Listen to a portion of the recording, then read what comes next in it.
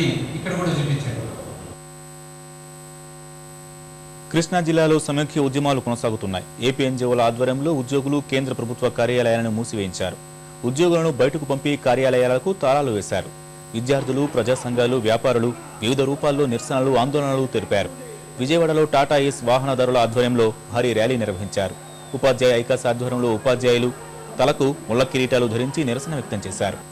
గుడివాడలో కేంద్ర ప్రభుత్వ కార్యాలయాల ఎదుట ఉద్యోగులు ధర్నా నిర్వహించారు. పశుసంవర్ధక శాఖ ఉద్యోగులు విధులు బహిష్కరించి రిలే నిరాహార దీక్షలు చేపట్టారు. పురపాలక ఉపాధ్యాయులు, విద్యార్థులు రోడ్డుపై ఖోఖో, కబడ్డీ ఆడి నిరసన తెలిపారు. ఉయ్యూరులో మహిళా సంఘాల ఆధ్వర్యంలో లక్ష గలార్చన ఏర్పాటు చేశారు. వంగపండు ఉషా సమైక్యాంధ్రకు మద్దతుగా పాటలు పాడారు.